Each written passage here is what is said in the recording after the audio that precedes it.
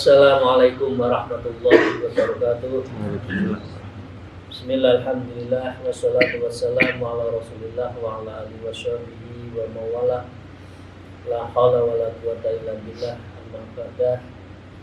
A'udzu billahi minasyaitonir rajim. Bismillahirrahmanirrahim. Ya ayyuhalladzina amanu taqullaha wa kunu ma'as shadiqin.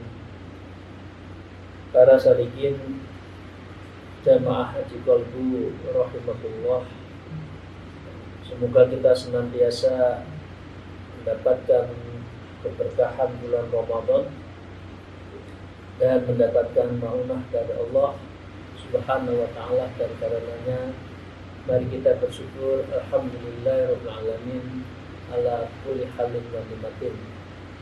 Dan mari kita bersalawat, Allahumma shalli ala sayyidina Muhammad wa ala alihi washabihi.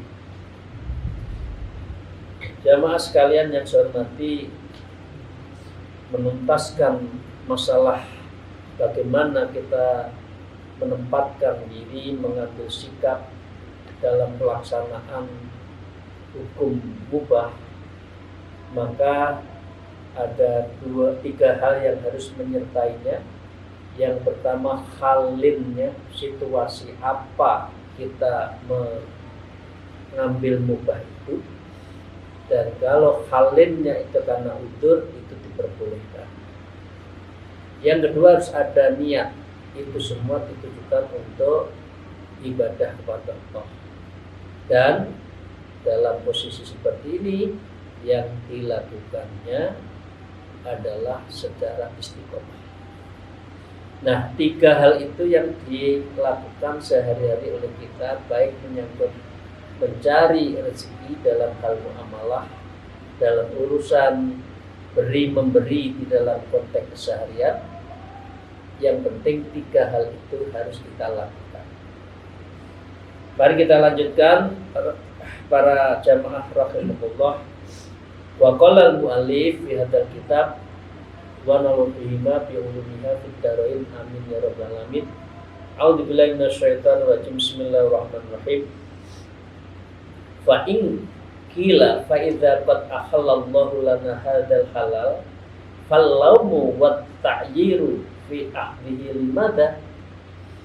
Ini satu pertanyaan. Apabila Allah telah menghalalkan kita semua dalam hal yang halal, mencari rezeki halal, menjadi orang kaya boleh asal halal, memberi juga itu sesuatu yang baik, dan berikan kepada seseorang atau siapa saja yang halal.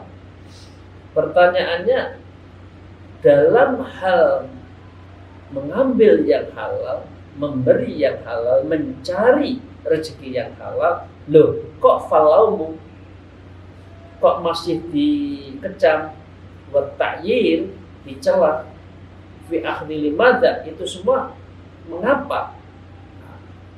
Nah, karena itu Imam Ghazali menjawab, fa'lam annallahu wa ta'yiru litarkibil adab. Orang yang bisa dikecam dalam hal muamalah berhubungan dengan mencari rezeki, urusan jabatan, urusan kekuasaan, urusan bantu-membantu, itu karena apa? Litarkihil adab, karena meninggalkan etika, meninggalkan adab, meninggalkan sopan santun, meninggalkan prinsip-prinsip kepatutan nilai.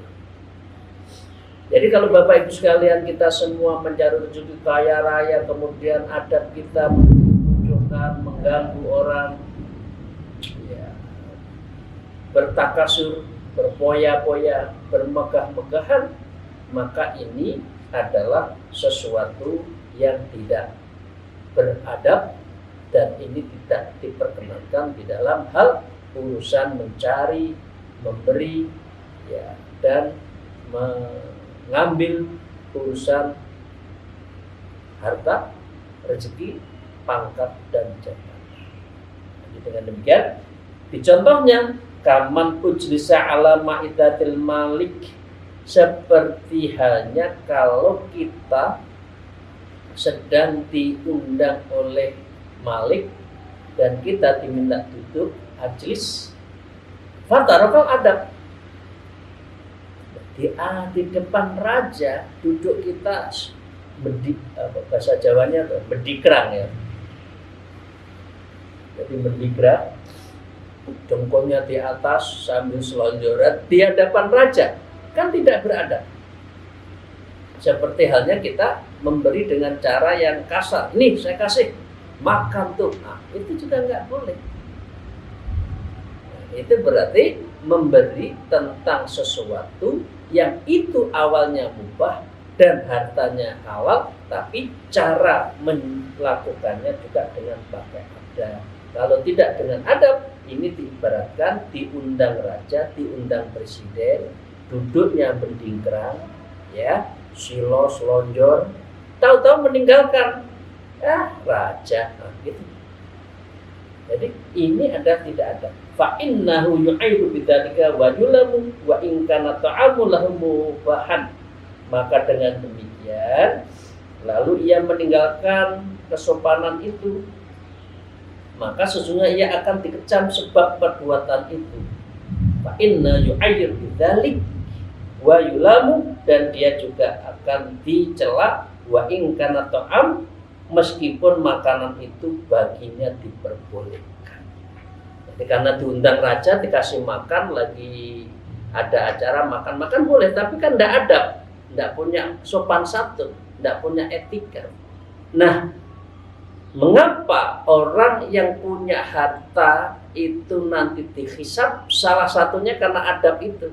Bagaimana membelanjakan, meninfakkan hartanya itu di jalan Allah kepada ta'awanu 'alal birri wat taqwa, ini benar nggak? Atau dengan cara menyakitkan orang yang diberi, itu tidak boleh.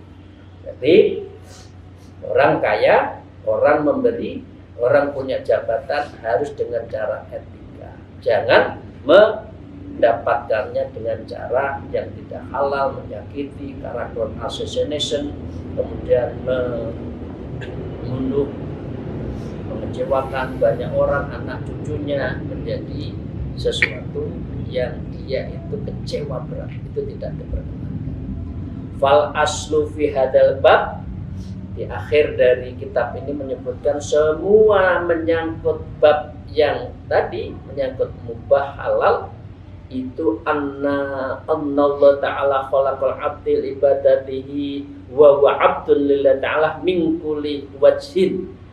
Tiada lain punya harta, punya jabatan, memberi, membantu, mengambil, berupaya itu dalam hal urusan dunia, rezeki, pangkat dan sebagainya, itu tiada lain adalah menempatkan kita itu sebagai lil abdun li ibadatihi, sebagai hamba yang beribadah, wa abdullah, dan dialah hamba itu yang betul-betul min kulli wajhin, dalam segala sisi tiada lain adalah untuk ibadah. Jadi bukan untuk sombong-sombongan, bukan untuk gagah-gagahan, punya itu bukan untuk sok-sokan, tetapi sebaliknya harus penuh dengan adab, dan tiada lain ujungnya adalah ibadah. Fahaqqa lil abdi ayya budallahu ta'ala min wajhi yumkinuhu, maka termestikanlah karena itu seorang hamba dari sisi manapun, kaya tidak punya, ya, memberi, diberi, tiada lain hanyalah adalah untuk menyembah. Ayya budallahu ta'ala min wajhi yumkinuhu, apapun yang membuka dirinya. Beribadah dalam bentuk membantu, ibadah. Menerima untuk menegakkan badannya agar ibadah, itu juga ibadah. Nah, wa yas'alu af'alahu kullah ibadatan min ayyi wajhi amkanahu, dan ia menempatkan segala perbuatannya seluruhnya itu sebagai ibadah dari semua sisi manapun, dan itu untuk memungkinkan diri. Ya Bapak Ibu sekalian. Nah, fa'ilam al-dzalika, maka jika ia tidak melakukan itu, tidak meletakkan pada makosidnya ibadah, halinnya tidak terpenuhi, dan keistiqomahnya tidak terpenuhi, maka dengan demikian wa athar syahwatan nafsi wastaghala bidzalik an ibadati rabbih, dan ia memilih kesenangan dirinya dan tersibukkan dirinya an ibadati rabbih, dari urusan beribadah, tapi hanya untuk megah-megahan belaka, ma'a tamakkunihi min dzalik, padahal ia memungkinkan mestinya harus beribadah min ghairi ta'dzurin, dan dia itu tidak ada halangan, tak ada kendala, maka ini sama saja hamba yang tidak beretika, diberi kekuasaan, diberi rezeki, diberi jabatan, tetapi tidak diperuntukkan untuk ibadah, baik ibadah mahdhah kepada Allah maupun ibadah ghairu mahdhah sesama manusia. Wa daru darul khidmati wa ibadah, negeri ini adalah negeri ibadah. Jadi dunia ini, alam yang kita duduki ini tiada lain adalah alam untuk berkhidmah kepada Allah, beribadah pada Allah. Jadi wa ma khalaqtul jinna wal insa illa liya'budun. Jadi bukan li takassur, bukan bermegah-megahan atas jabatan yang kita ada, tapi semua harus ibadah. Jadi bukan untuk bermegah-megahan terhadap dirinya dengan apa yang diberikan oleh Allah. La daru tana'umin wa syahwat, bukan negeri untuk bernikmat-nikmat ria dan bersenang-senang ria, bukan. Karena dunia ini adalah mata'ul ghurur, senda gurur, dan ini tidak lama. Ad-dunya manzilah, dunia ini hanya sekedar mampir ngombe yang enggak lama. Mengapa kita harus bermegah-megahan? Toh nanti juga akan kita tinggalkan. Kalaupun iya makan enak, makan pun itu tidak lebih dari 5 cm. Hanya lewat di leher, mulut, setelah itu juga nggak ada rasanya. Masa 24 jam masih terasa enak makan? Kan enggak, hanya 5 menit. Lah, gitu kok dimegah-megahkan? Enggak. La darata tana'umin, negeri ini bukan untuk mencari kenikmatan dan kesah dan mengumbar syahwat. Fa yastahiqul laumi bidzalika wa ta'yiri min sayyidihi, maka orang yang patut mendapat kecaman dengan perbuatannya dan celaan dari maulanya, dari Allah, kalau mereka itu negeri ini dijadikan negeri untuk berfoya-foya, bersenang-senang. Fata'ammala hadzal aslu rasidan, maka dengan demikian renungkanlah semua yang dibicarakan tentang mubah, halal, hubungannya dengan halin, ya, maksud makosidnya, istiqomahnya di dalam mencari rezeki itu. Wala haula wala quwata illa billah, semoga Allah memberikan kekuatan lahir batin, dan kita, Allah lah yang maha tinggi dan maha luhur serta maha agung. Ya, akhir ya. Nah, fahadhil jumlatul lati aradna bayanaha fi islahin nafs, maka sejumlah keterangan yang diterangkan oleh Imam Ghazali ini adalah penjelasan untuk apa? Islahin nafs, untuk memperbaiki diri. Alhamdulillah kita berkesempatan untuk membahas bab ini dalam rangka kita memperbaiki diri setelah kita memang sehari-hari nyari rezeki, berhubungan dengan orang, punya kekuasaan, punya jabatan. Itu semua harus diperbaiki setelah membaca kitab ini. Wa iljamiha bilijamit taqwa, maka dengan demikian pengendali itu semua adalah pengendalinya itu adalah takwa. Punya rezeki untuk kebaikan itu takwa. Agar rezeki tidak dipergunakan yang tidak pada tempatnya, maka kendalinya adalah takwa. Jadi dengan demikian kita bersyukur mendapat ilmu ini. Far'aha haqqaha wahtafidh biha jiddan, maka perhatikanlah hal itu akan haknya dan peliharalah, jagalah pengertian ini dengan jiddan, dengan betul-betul. Mencari rezeki yang halal, mencari dengan cara yang halal, memberi dengan cara etika, membelanjakan harta kita dengan cara yang baik, ya. Tafus bil khairil katsiri fid darain insyaallah taala, maka orang yang mendekatkan diri pada Allah melalui hartanya dengan halal tadi, membelanjakan dengan yang benar, memberi dengan cara etika, insyaallah kita akan sukses fid darain, di dunia dan di akhirat, insyaallah taala. Amin ya rabbal alamin. Moga-moga kita bisa melakukan itu. Wallahu waliyul ismah wat taufiqi bi fadlih. Semoga Allah memberikan kewenangan, Maha Penjaga dan pertolongan serta anugerahnya kepada kita semua. Amin ya rabbal alamin. Para salikin, sekarang pindah. Jadi kita sudah menyudahi tentang bagaimana menjalankan mubah, hubungannya dengan harta, kekayaan, kekuasaan, dan cara untuk mengelolanya sudah, ya. Maka sekarang ganti topik. Jadi topiknya ini adalah topik tentang fa'alaika ayyuhar rajul bi badlil majhudi fi qat'i hadil aqabah wal adimah at-tawilatin. Sekarang kita bicara tentang namanya aqabah. Tadi kan sudah dikasih rambu, ada halal, haram, mubah. Bagaimana kita menjalankannya, kita sudah tahu. Maka kita akan sekarang jalan. Maka jalan sekarang itu disebut dengan aqabah fi dunya syaitan wa nafs.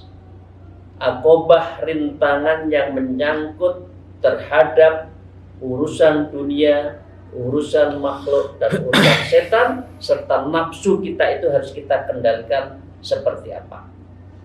Maka dengan demikian, aqabah ini, tahapan ini adalah azimah, sangat besar, berat, harus kita lalui. At-tawilah, dan ini lama untuk menyelesaikan itu semua. Jadi aqabah ini ya azimah dan at-tawilah, besar dan sangat panjang untuk menjalani ini semua, karena itu sangat berat. Fa innaha a'zamul aqabah, maka ini adalah tahapan yang paling besar, siddatun, dan dia adalah sulit untuk menghadapinya, karena salah satunya nafsu itu ada di dalam diri kita. Jadi berat. Wa aktsaruha, dan dia itu adalah paling besar, mu'natun, ya, kesukarannya, wa aktsaruha, dan paling banyak, afatan, cobaannya, wa fitnata, dan bahayanya. Afah, bahaya, fitnah itu cobaan, berat. Karena itu harus kita bahas satu persatu. Fa imman halaka minal khalqi kullihim innama inqata'u an tariqil haq. Karena empat hal ini, ya, duniawi, makhluk, setan, nafsu, inilah seringkali man halaka, banyak orang yang rusak, minal khalqi, dari makhluk Allah, kullihim, setiap yang ada di muka bumi, innamak ta'u an tariqil haq, sehingga dia itu terputus dari jalan yang benar. Jadi berat ini Bapak Ibu sekalian. Moga-moga kita bisa memahami ini semua ini. Karena kita bisa menyelesaikan urusan duniawi, urusan makhluk, urusan setan, urusan nafsu, insya Allah kita akan bisa menyelesaikan menghadapinya, dan itulah yang kita inginkan. Insyaallah kita akan selamat fid darain, dunia dan akhirat. Apa itu? Imma bisababid dunya, semua itu disebabkan karena urusan dunia, au khalqin, atau menyangkut urusan kita sesama manusia, au syaitanin, atau urusan setan yang menggoda kita, au nafsin, atau nafsu-nafsu kita itu yang kita tidak mampu mengekangnya, sehingga kita itu halaka, sehingga kita itu hancur, rusak diri kita nanti di akhirat. Kami lanjutkan. Walaqad dzakarna fi kutubihal musanna'ati minal kitabil ihya wal asrar wal qurbah illallahi ma yab'atu ala ihtimami bidzalik. Urusan 4 ini sesungguhnya sudah dibahas di dalam kitab Ihya Ulumuddin, Al-Asrar dan Al-Qurbah ilallah. Cara mendekatkan Allah itu sudah dibahas, dan sebaiknya pada saatnya kita membahas juga kitab itu. Sedangkan wa maqsudu hadzal kitab, sedangkan di dalam kitab Minhajul Abidin ini an-nisa'atullah, maka sesungguhnya aku memohon pada Allah ayat toli'ani ala sirrin mu'alajin nafsi, dia semoga Allah menampakkan pada diriku rahasia sirin wa mu'alajin nafs, dan penanganan diri saya, artinya dirinya Imam Ghazali akan ditampakkan rahasia Allah, wa ayyuhsilah wa ayyus lihani, agar membuat diriku, artinya dirinya Imam Ghazali, tentu kita, wa yuslihu bi, dan itu semua bisa memperbaiki diri Imam Ghazali dan diri kita ini. Maka fakta surata fi hadal kitab as-syarif ala nuqatin wajidan lafzin, maka aku membatasi tentang hal-hal yang prinsip-prinsip saja, yang kalimatnya ringkas saja, yang akan dibahas di dalam kitab ini. Wa azizil makna, dan pengertiannya yang prinsip saja. Tubni man ta'ammalaha wa tad'uhu ala wadihin minat thariq. Setelah itu kita akan terpuaskan setelah merenungi kitab ini, insya Allah artinya jalan menuju Allah. Insya Allah kita akan mampu menuju Allah dengan memahami akobatut dunia, makhluk, setan, dan nafsu. Nah, karena itu kita bahas yang pertama. Wahadal faslu yahtassu bi nukatin fi mu'alajatid dunya wal khalqi wasyaitan wan nafs.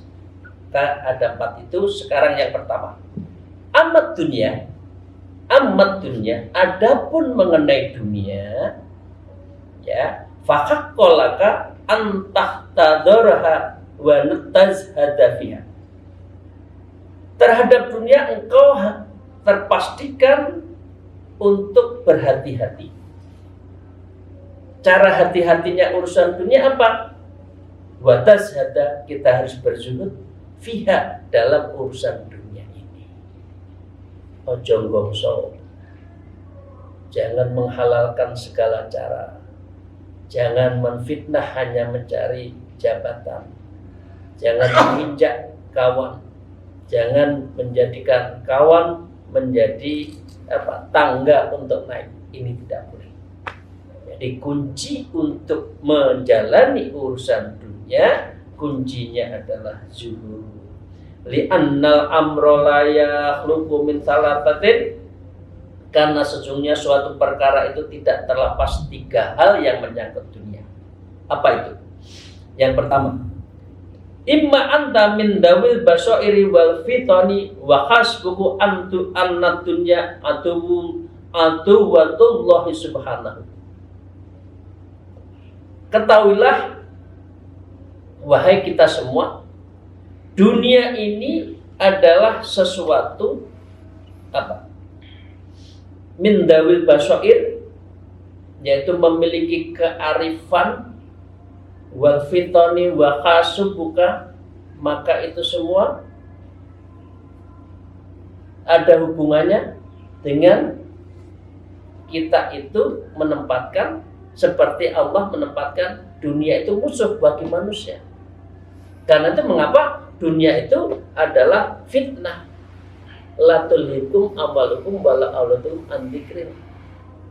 Jadi dalam posisi seperti ini Allah telah menciptakan dunia yang mestinya itu adalah untuk manusia, tapi dalam posisi tertentu maka dunia itu juga bisa menjadi musuh kita, karena dunia itu kaljifah, dunia itu seperti bangkai. Nah, wa habibuka wa waliyuka, sedangkan Allah itu kekasihmu dan penolongmu. Wa inna dunya naqidatul aklika, dan sejujurnya dunia itu penentang akalmu, ya. Wal aqlu qimatuka, sedangkan akal adalah harta berharga. Jadi ini sudah definisi, dan ini kata kuncinya kira-kira mutu. Inna dunya takhidatu aklika, sesungguhnya dunia itu adalah penentang akalmu. Kalau kita sudah urusan jabatan tidak mengenal saudara, kalau sudah urusan kekuasaan tidak mengenal tetangga, kalau sudah urusan rezeki tidak mengenal teman, karena akal sehatnya sudah hilang kalau urusan dunia. Ya, wal aqlu qimatuka, sedangkan akal itu adalah yang paling berharga bagimu. Jadi kalau orang itu menghalalkan segala cara urusan dunia, berarti orang itu sudah hilang akal budinya. Itu Bapak sekalian yang kami hormati. Demikian yang kita bahas hari ini. Besok yang kedua, yang ketiga, dan seterusnya urusan dengan urusan dengan dunia. Demikian, terima kasih. Semoga Allah meridhoi, membimbing kita, dan menempatkan diri kita sebagai hamba yang pandai bersyukur terhadap apapun yang diberikan oleh Allah kepada kita. Matur suwun, alhamdulillah. Wallahul muwaffiq ila aqwamit thariq. Wassalamualaikum warahmatullahi wabarakatuh.